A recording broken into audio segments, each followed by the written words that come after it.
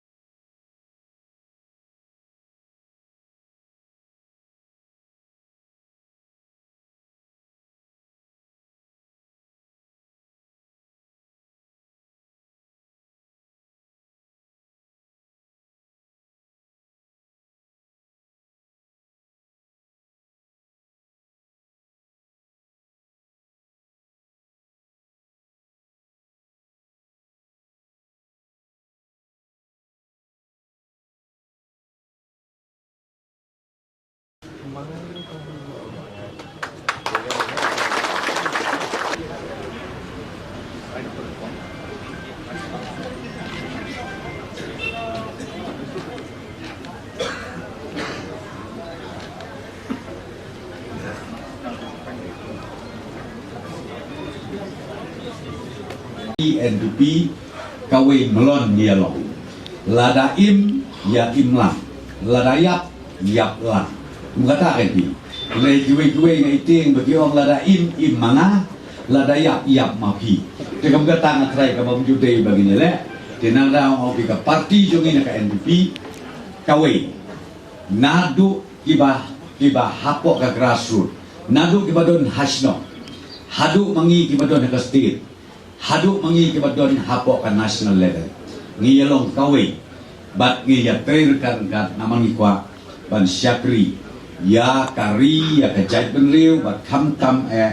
ya ka north eastern state jongi barokoi tangba printed ka parti NDP ka yen na kebentak rit pa hangni north east bat kumju ru hakeleng jong kari India barokoi lara hipuli ya katu ka constitution jo ka parti ke jongi fisco tu ya ka jingmod jong ka parti ke jongi tenaka kada mo pi ni sngan ke jingwan jong pi ban join bat ka parti NDP ban ngai sken bala dengi klan jong kong na kala ying na jong ka bamut na ka jela na jong syakiwe ki jelaru ngin nang pan klan bat kiwe ki jelaru kin pe jaudut ya kerukom trekam jong ka parti NDP hidon ka tu kan isu ke ba let's say niyo kita keluar dari CM badan burom jongi balong national president lu unsa keren bahai kita di isu nama kerja kerta obriu yang ke NDP mentah ke bomlong ya keren su trengo ompi wating wat salia nama ngiyalam ya pi ha kalenti ka badai kamut ben ong bagi dalam ya pi syaka jaka bayap syaka jaka ka balesi ngin no ya pi siteng lenti ngong pi nakaliang jong ka level jongi na ka party ka national party nadu ka national level ka state level hadu kisnong di tau ngin yalam ya pi sya kalenti ka badai tang kata ka bang tua ban ong pi to ya mik nang ni lengkat kan mensim ka basit rehem halaki jong di konstituensi halaki jong isnong di tau sedang no ban yalam election kajaka jong kong santa na suka penetu ya pi ya Dr. Sanki bat ya ka kliriat konsensi na syutur pa ya pi tamat penbiang ikut kisla nilai rai ketiket pan ayu manelang nang ni na po kliriat bat nang tay na po sutna ni aya ikong santa dikata ka pagbakan ka doktor titayar tresitom wat ya tiya edem don bok bangin yok ya ki atli kisit nang tay na po East Chandia Hills kumlay bi siyajang teman saya nga kerja di bagi mentah nadus nam asas ngala simenta ke politics bangalay tray ke parti UDP Henry has nam asas saw ngala kaya election amnesty Henry has tu porpat